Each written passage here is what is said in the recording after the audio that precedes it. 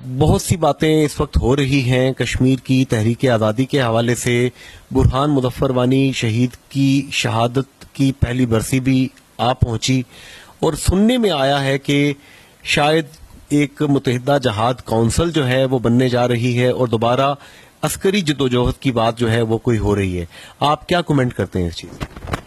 جموں کشمیر میں تو ریاست کے لوگ جو ہیں وہ تقریباً 150 سال سے آزادی کی تحریک میں جدوجہد کر رہے ہیں.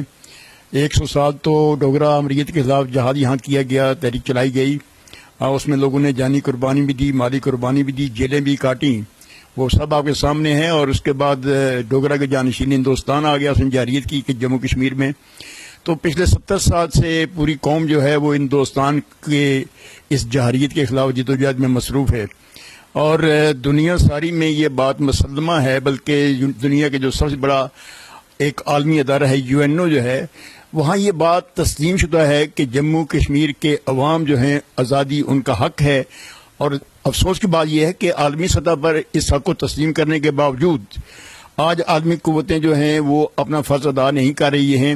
اور جموں کشمیر کے عوام نہتے جو ہیں خالیات ہیں، ان کے پاس اسلحہ نہیں ہے، کچھ بھی نہیں ہے، تو وہ اپنی آزادی کی جدوجہد میں مصروف ہیں. تو یہ وانی مرحوم جو ہیں پچھلے سال 8 جولائی کو ان نے شہادت ان کو ملی، بڑے خوش نصیب ہیں کہ اپنے وطن کی آزادی کے لیے انہوں نے اپنی جان قربان کی ہے.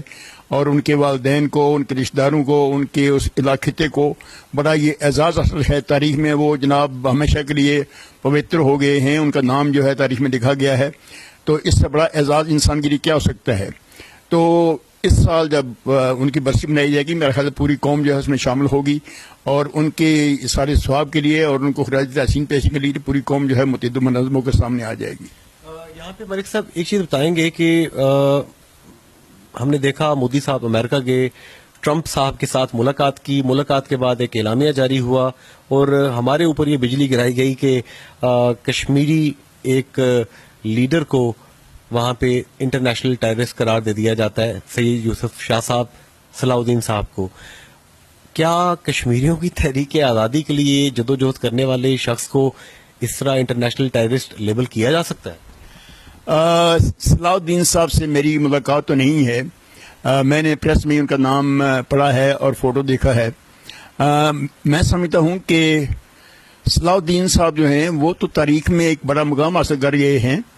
مجھے نہیں پتہ ہے کہ آج دنیا ساری جو ہے اس کے اندر جو ان کا نام منظر عام پر آیا ہے اور جموں کشمیر کی تحریک آزادی میں جو مقام ان کو ملا ہے وہ کسی لحاظ سے اس کی کیا حیثیت ہے. لیکن اگر یہ مقام مجھے ملا ہوتا تو میں نے اس پر فخر کیا ہوتا، کیونکہ آزادی کے نام کے اوپر دشمن جب آپ کو یہ کہے کہ آپ دہشت گرد ہیں تو پوری قوم جناب جو ہے وہ آپ کے ساتھ کھڑی ہو، تو اس سے بڑا کوئی اعزاز نہیں ہو سکتا ہے. تو صلاح الدین جو کہ غالباً اس وقت پس منظر میں تھے، ڈونلڈ ٹرمپ نے جب یہ ان کو ایک آرڈر کے ذریعے سے جموں کشمیر میں دہشت گرد قرار دیا تو یہ ٹھیک ہے کہ لوگوں کو تکلیف ہوئی ہے، لیکن صلاح الدین صاحب کو آج بین الاقوامی جو حیثیت ملی ہے وہ ایک اعزاز ہے میرے سامنے.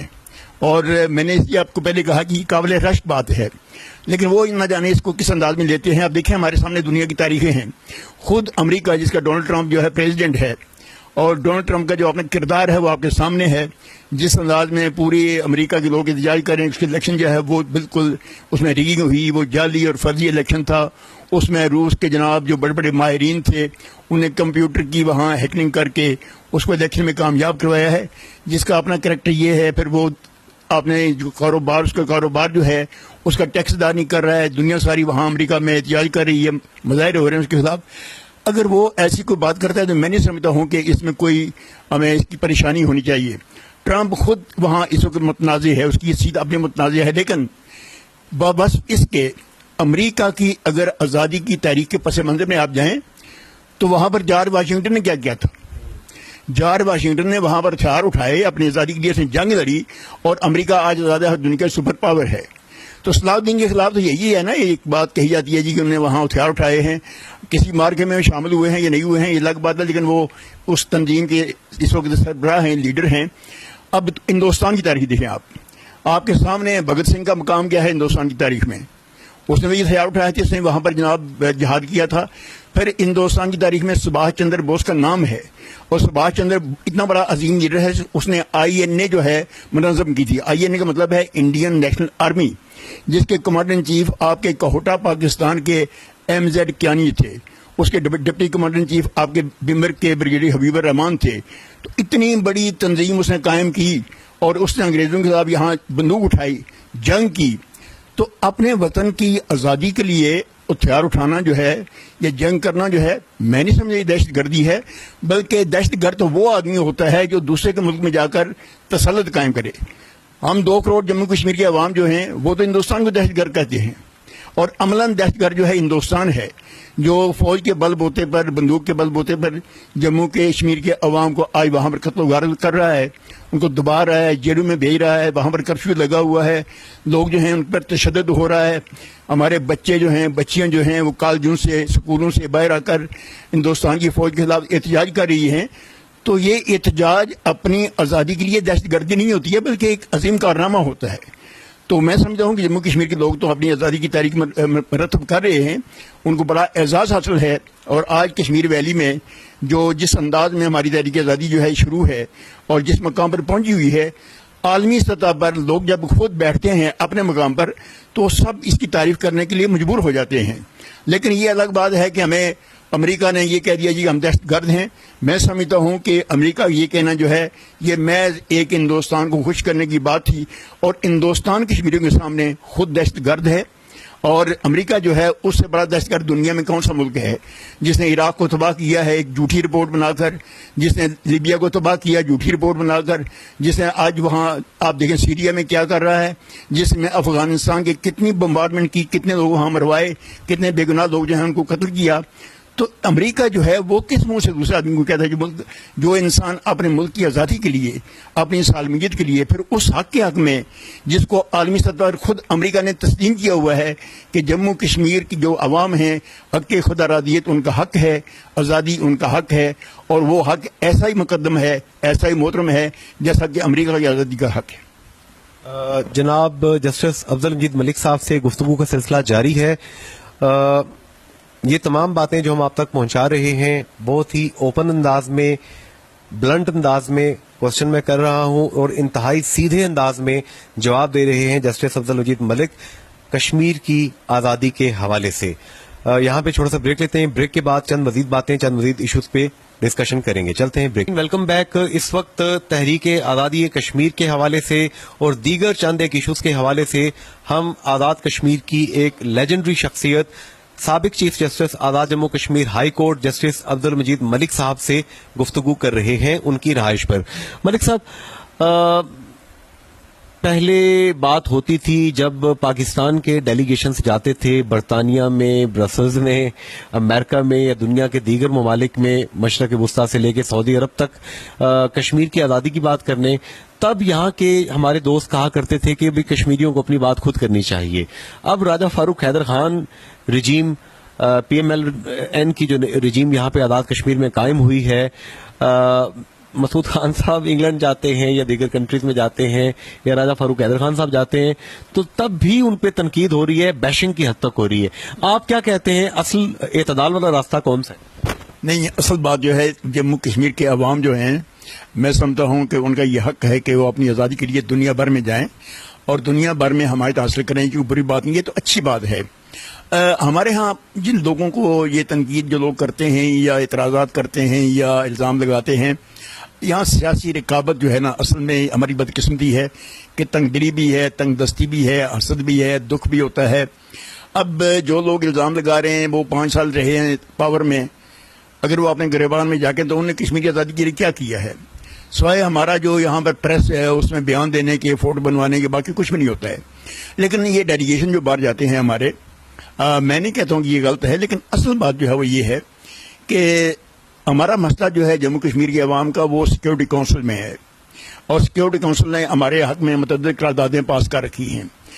اصولاً جو صحیح مقام ہے جہاں جانا چاہیے وہ تو سیکورٹی کونسل ہے، وہاں پر جانا چاہیے، اور اقوام متحدہ میں جا کر اپنے مسئلے کو خود کشمیری عوام جو ہیں وہ جائیں، پاکستان کو بھی جانا چاہیے۔ لیکن پاکستان تو معاہدہ شملہ کا یرغمال بنا ہوا ہے، 72 میں شملہ معاہدہ ہوا تھا، 72 سے لے کر اس وقت تک پاکستان جو ہے کشمیر میں، اب دیکھیں نا 88 سے لے کر 93-94 تک جناب کشمیر میں کتنی بڑی تحریک چلی ہے، جس میں صلاح الدین صاحب جو ہیں ان کو ہجرت بھی کرنی پڑی اور یہاں وہ آئے ہیں۔ تو اس کا انجام کیا ہوا؟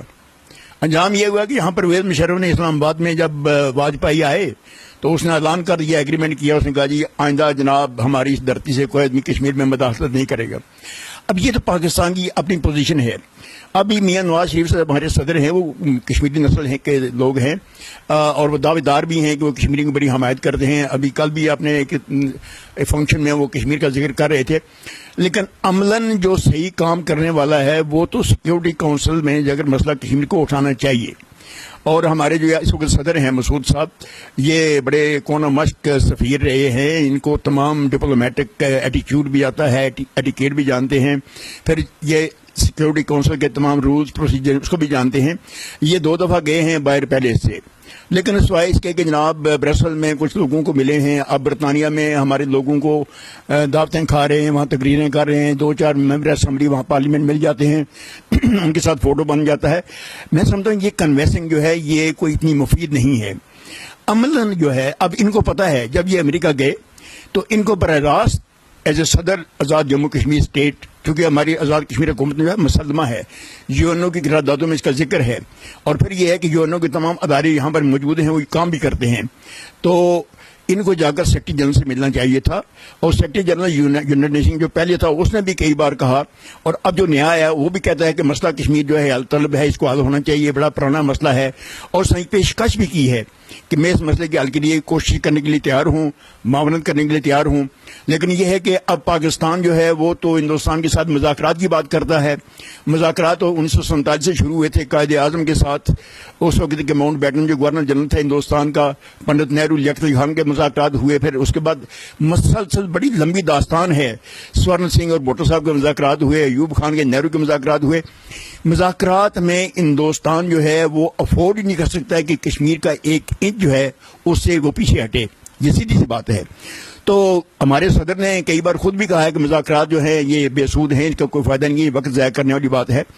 تو پاکستان کی پالیسی جو ہے اس سے تو میں اتفاق نہیں کرتا ہوں کشمیر کے متعلق، لیکن پاکستان کی اپنی بڑی مجبوریاں ہیں، پاکستان کے اس وقت اندر اپنے مسائل بھی ہیں، بیرونی مسائل بھی ہیں۔ اب دیکھیں یہاں پاکستان میں کتنی جو سیاسی کشمکش ہے، باہمی طور پر اقتدار کی جنگ وہاں شروع ہے، تو اس لیے نواز شریف جو ہے اسے تو ہوش ہی نہیں ہے، فرصت ہی نہیں ہے کہ وہ مسئلہ کشمیر جو ہے اس انداز میں سیکورٹی کونسل میں اٹھائے کہ حسب معمول آپ کو وہاں پر امریکہ کی، برطانیہ کی، چین کی، روس کی، وہاں پر آپ کو فرانس کی حمایت ملے جو مستقل ممبران ہیں، تب جا کر وہاں جو سیکورٹی کونسل کی قراردادیں اس پر عمل درآمد ہو سکتا ہے۔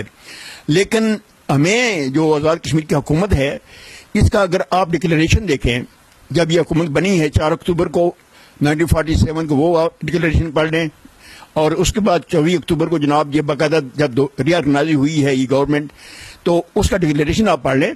اس کا دعویٰ تو یہ ہے کہ یہ تمام ریاست جموں کشمیر کی آزادی کی تحریک کی علمبردار حکومت ہے، اور اس کا بنیادی نصب العین جو ہے وہ ریاست جموں کشمیر کی مکمل آزادی کا نصب العین ہے، اور جب جموں کشمیر سارا آزاد ہو جائے گا اس کے بعد یہ حکومت جو ہے یہ علاقے پاکستان یا ہندوستان کا فیصلہ کرنے کی، یہ اس کا ہے ڈکلیریشن۔ لیکن بدقسمتی جو ہے وہ یہ ہے کہ ہم جب یہ بات کرتے ہیں تو آج پاکستان کے لوگ، وہ لوگ جو مسئلہ کشمیر کے پس منظر سے واقف نہیں ہیں، یا وہ دانشور جو کشمیر میں دلچسپی نہیں رکھتے ہیں، وہ پاکستان کی میڈیا میں فوراً الزام تراشی کرتے ہیں جی کشمیری علیحدگی پسند ہیں۔ بھائی علیحدگی کی تب بات ہوتی ہے جب ہم آئینی، قانونی، دستوری طور پر پاکستان کا حصہ بن چکے ہوں۔ تو ابھی تو ہم پاکستان کی حمایت میں نعرے لگاتے ہیں ہم علاقہ پاکستان سے کریں گے، اور علاقہ تب کریں گے جب رائے شماری ہوگی، اور رائے شماری تب ہوگی جب کہ سیکورٹی کونسل یہاں پر اپنا ایک پلیبسسائٹ ایڈمنسٹریٹر مقرر کر کے بھیجے گی، اور یہ دونوں حکومتیں ختم ہوگی، یہاں قومی حکومت بنے گی، اور اور ہندوستان اور پاکستان کی افواج کا انخلا ہوگا. اب یہ ایسے مرحلے ہیں جن کو حاصل کرنے کے لیے ہم نے صرف سیکورٹی کونسل میں ہی جانا ہے. ہندوستان کبھی بھی اس بات پر اتفاق نہیں کرے گا کہ یہاں پر رائے شماری ہو. وہ تو رائے شماری کی تردید میں ہمیشہ بار بار کہتا ہے جی وہاں پر الیکشن ہو گئے ہیں، اور الیکشن جو جناب ہندوستان کی فوج کرواتی ہے وہ آپ کو پتہ ہی ہے. الیکشن جو آزاد کشمیر میں ہوتے ہیں وہ بھی آپ کو پتہ ہی ہے کیسے ہوتے ہیں. تو الیکشن جو ہیں یہ تو رائے شماری کا متبادل نہیں ہے. تو متبادل تبھی بن سکتا ہے کہ جب رائے شماری یہاں پر اصل ہو. تو رائے شماری تب ہوگی جب آزاد کشمیر حکومت کا پریزیڈنٹ سردار مسعود جو ہے وہ جا کر وہاں پر ایک پٹیشن موو کرے باقاعدہ. اب دیکھیں نا، ہندوستان جب سیکورٹی کونسل میں گیا اس نے وہاں پر ایک پٹیشن پیش کی تھی اور اس نے الزام لگایا تھا پاکستان پر کہ پاکستان جو ہے وہ کشمیر میں مداخلت کر رہا ہے، وہاں امن عامہ کا مسئلہ پیدا ہو گیا ہے اور جنگ یہاں شروع ہو گئی ہے. تو پھر سیکورٹی کونسل میں پاکستان کو نوٹس دیا، پھر وہاں پر بحث ہوئی، اس کے بعد پھر قراردادیں پاس ہوئی ہیں. تو یہ ساری چیزیں جو ہیں یہ ہمارے صدر جو نئے بنے ہیں یہ ان سے واقف ہیں. میں ٹومک ٹوئیوں سے کام نہیں چلے گا، اور ہندوستان جو ہے اس کی ڈپلومیسی اتنی سٹرانگ ہے اور وہ اس وقت عالمی مارکیٹ کا بہت بڑا ایک مقام ہے اس کا، اور اس کی معیشت جو ہے ہم سے بڑی مضبوط ہے. پھر اس کا جناب وجود جو ہے اس کا عالمی سطح پر وہاں جمہوریت قائم ہے، اس میں کوئی مداخلت نہیں ہوتی ہے، وہاں مارشل لا نہیں لگتا ہے. تو ہندوستان کو جو مقام آپ نے دیکھیں اس نے جو ٹرمپ کے ساتھ وہاں ملاقات کی ہے، جس طرح سے جفیاں وہاں ڈالی ہیں امریکہ کے اندر، پھر امریکہ کو اتنا بڑا اس نے آرڈر دیا اسلحہ خریدنے کا. اب اس کے بعد جناب اسرائیل میں گیا ہے، جس انداز میں کل اس کا اسرائیل میں استقبال ہوا ہے. ہندوستان کے اسٹیٹس کو آپ یہاں سے بام سکتے ہیں. اس قوت کا مقابلہ کرنے کے لیے ہمیں سوچ سمجھ کر ایک عملی پالیسی مرتب کرنی ہے، اور عملی پالیسی یہی ہے کہ اول تو پاکستان خود سیکورٹی کونسل میں جائے. اگر پاکستان کی مجبوری ہے، معاہدہ شملہ ہے یا کوئی اور مجبوری ہے یا عالمی سطح پر اس کو حمایت حاصل نہیں ہے، لیکن میرا جو یقین ہے اور ایمان ہے کہ دنیا ساری جو ہے وہ آزادی کے خلاف نہیں ہو سکتی ہے. جہاں بھی دنیا میں آزادی کی تحریک اٹھی ہے وہاں پر دنیا ساری نے اس کی حمایت کی ہے. ابھی ہم مثالیں دیتے ہیں ایسٹ تیمور کی، لیکن یہ ہم بھول جاتے ہیں کہ ایسٹ تیمور کی جو تحریک تھی وہ تو خالص آزادی کی تحریک تھی، وہ الہ کے کسی ملک کے ساتھ الہ کی تحریک نہیں تھی. جب ہم الہ کی بات کرتے ہیں، میں الہ کے خلاف نہیں ہوں، لیکن جب الہ کی بات کرتے ہیں تو دنیا کو پیغام یہ جاتا ہے کہ جموں کشمیر کی زمین کا جھگڑا ہے، جموں کشمیر کے عوام کے حق کا، ان کی آزادی کا لوگ جو ہیں وہ نام بھول جاتے ہیں. اور پھر معاہدہ شملہ نے دو طرفہ مذاکرات کا جو معاہدہ ہے اس میں تو جموں کشمیر کے عوام کا سارا جو حیثیت تھی ہماری حق خود ارادیت کی اور رائے شماری کی وقت ختم کر دی اس نے. تو اس میں تو یہ ہے کہ دونوں طرف مذاکرات میں مسئلہ کشمیر حل ہونا ہے، اور یہی دنیا ساری پیغام دے رہی ہے کہ یہ چین بھی یہ کہتا ہے کہ ہندوستان پاکستان نے مذاکرات میں مسئلہ کشمیر حل کرنا ہے. بھائی 2 کروڑ انسان ہیں، 84,000 مربع میل ہمارا ملک ہے، جس کی حدیں جو ہیں وہ چین سے ملتی ہیں، ہندوستان سے ملتی ہیں، پاکستان سے ملتی ہیں، افغانستان سے ملتی ہیں. اور پھر یہ ہے ہمارا ملک جو ہے وہ زمینی جو وسائل ہیں، ہمارے معدنیات جو ہیں اس سے مالا مال ہے. ابھی جو یہ سی پیک بن رہا ہے اس کا منبع جموں کشمیر کی ریاست ہے، اور اس سے گزر کر آپ دنیا ساری کی جا کر ملتے ہیں، راستہ اختیار کرتے ہیں. اس کا بہت ہی عالمی سطح پر اور ایشین میں بالخصوص سینٹرل ایشیا میں، ساؤتھ ایشیا میں جموں کشمیر کی بڑی حیثیت ہے. لیکن جموں کشمیر کے عوام جو ہیں بدقسمتی سے وہ ایک بالکل رٹی رگائی تقریریں کرتے ہیں، بار بار وہی ہندوستان کو گالیاں دے دیں، پاکستان کو عرض کی، پاکستان کی خوشامد کی، لیکن عملی یہاں کوئی کام نہیں. لبریشن ڈے کا یہی موقف تھا کہ ہماری جو گورنمنٹ ہے جس مقصد کی یہ بنائی گئی ہے، اس کو خود دنیا میں جا کر اپنی تحریک آزادی کا مقدمہ جو ہے پیش کرنا چاہیے. اور جب ہم اپنا مقدمہ پیش کریں گے، جیسے ایسٹ تیمور کو آزادی مل گئی، جیسے بنگلہ دیش جو پاکستان کا آئینی قانونی ایک حصہ تھا لیکن آزادی وہاں بھی اس کو بھی مل گئی، جیسے کہ جناب ساؤتھ سوڈان کو آزادی مل گئی، جیسے کہ دنیا کے تمام افریقہ کے ممالک کو آزادی ملی ہے. آزادی میں تو کوئی رکاوٹ پیدا نہیں کر سکتا ہے، لیکن اصل میں ہم اپنے مقدمے کو غلط رنگ میں پیش کرتے ہیں. اور اس میں ہماری خوش آمدانہ پالیسی جو ہے نا کہ ہم سمجھیں جی ہم نے پاکستان کو خوش کرنا ہے، اس سے نہ پاکستان کو فائدہ ہے نہ کشمیر کو فائدہ ہے، اور اس سے اگر فائدہ ملتا ہے تو ہندوستان کو ملتا ہے. اور آپ جو تحریک ہمارے بچے نہتے وہاں چلا رہے ہیں کشمیر ویلی میں، آپ کے سامنے تمام بچیاں جو ہیں کالجوں سے یونیورسٹیوں سے مل کر ہندوستان کی فوج کے سامنے سینہ سپر کر کھڑی ہوتی ہیں، وہاں احتجاج کرتی ہیں، اور ہندوستان اس بات کا فائدہ اٹھاتا ہے کہ یہ پاکستان کی سپانسرڈ تحریک ہے. اب دیکھنا یہ جو صلاح الدین صاحب پر امریکہ نے جو آرڈر پاس کیا ہے، ایگزیکٹو آرڈر کے تحت ان کو ڈکلیئر کیا دہشت گرد، میں نہیں سمجھتا ہوں اگر آج اس کو خود صلاح الدین صاحب یا جموں کشمیر کی ہماری جو آزاد کشمیر کے ہمارے صدر جو گئے ہوئے ہیں برطانیہ میں، وہ موو کریں سیکورٹی کونسل میں کہ بھائی جو آدمی اپنی آزادی کی بات کرتا ہے دہشت گرد کیسے ہو سکتا ہے؟ اور اگر جناب صلاح الدین دہشت گرد ہے تو پھر سبھاش چندر بوس بھی دہشت گرد ہے، پھر جناب بھگت سنگھ بھی دہشت گرد ہے، پھر جارج واشنگٹن بھی دہشت گرد ہے. دنیا ساری کی جتنی بھی تحریکیں چلتی ہیں وہاں پر جب کوئی غاصب، جابر، عامر قوت جو وہاں پر قابض ہوتی ہے جب وہ نہیں مانتی تو پھر ہتھیار بٹھانے پڑتے ہیں. لیکن ہمارے صلاح الدین صاحب نے ہندوستان میں جا کر کوئی ایسا مارکہ نہیں کیا، جا کر ہندوستان کی سول سوسائٹی میں جا کر کسی کو قتل کیا ہو، کسی ادارے میں جا کر وہاں انہوں نے جہریت کی ہو، ایسا تو ان پر الزام نہیں ہے. تو میں یہ کہہ دینا جی چونکہ جناب وہ ایک انجمن کے جس کا نام انجمن مجاہدین ہے اس کے سربراہ ہیں، میں سمجھتا ہوں کہ اس کی کوئی حیثیت نہیں ہے. اور بلکہ اس سے ہمیں یہ فائدہ ملا ہے کہ دنیا ساری میں پراپیگنڈا ہوا ہے کہ صلاح الدین جو ہیں وہ کشمیر کی آزادی کے ایک رہبر ہیں، اور جناب چونکہ وہ آزادی کی بات کرتے ہیں، آزادی کی جد و جہد کرتے ہیں، اور اس لیے جناب امریکہ نے ان کے خلاف ایک حکم نامہ جاری کیا ہے. اس کو ہمیں بلکہ یہ ہمارے لیے جو عزیز پیدا کرتا ہے کہ ہمیں اس کو سیکورٹی کونسل میں اٹھانا چاہیے اس مسئلے کو، اور اپنی آزادی کے اثر نئی بات کرنی چاہیے، اور نئے جو بدلے ہوئے حالات ہیں عالمی سطح پر ان کی روشنی میں میری تو اپنی سوچ یہ ہے کہ دنیا کا کوئی ملک بمائے امریکہ کے بلکہ ہندوستان مجبور ہو جائے گا. اب دیکھیں کہ پہلے ہمارے حق میں قراردادیں پاس ہوئی ہیں رائے شماری کے حق میں، تو اس میں ہندوستان نے وہ قراردادیں مانی ہوئی ہیں، اور وہ قراردادیں یہی ہیں آزادی کی قراردادیں ہیں. تو جب ہندوستان نے پہلے مانی ہوئی ہیں تو آج جب اس ادارے میں ہمارا مسئلہ اٹھایا جائے گا تو ہندوستان کو ماننے کے بغیر کوئی چارہ کار نہیں ہے. اتنے زبردست انداز میں گفتگو ملک صاحب کر رہے ہیں کہ جی چاہتا ہے کہ ان کی باتیں سنتے رہیں، لیکن وقت کے دامن میں تھوڑی سی تنگی ہے. آج کا پروگرام یہاں پہ میں کنکلوڈ کروں گا اس شعر کے ساتھ کہ مدعی لاکھ برا چاہے تو کیا ہوتا ہے، وہی ہوتا ہے جو منظور خدا ہوتا ہے. انشاءاللہ تعالی وہ تمام کشمیری جنہوں نے وطن کی آزادی کے لیے اپنی جانوں کے نذرانے پیش کیے، ان کی نیتیں نیک تھیں، ان کا خون مقدس ہے، انشاءاللہ وہ خون رنگ لا کر رہے گا، کشمیر آزاد ہوگا. آمین ثم آمین. آج کے پروگرام سے جنید انصاری اجازت چاہتا ہے. فی امان اللہ. اللہ حافظ. Good bye. 7 ارب سے زائد انسانوں کے اس گلوبل ولیج میں ہر کوئی جاننا چاہتا ہے سچ کیا ہے. جھونپڑیوں سے لے کر اقتدار کے ایوانوں تک سچ کی اس تلاش میں آپ بھی ہمارے ساتھ شامل ہو سکتے ہیں. سچ کیا ہے؟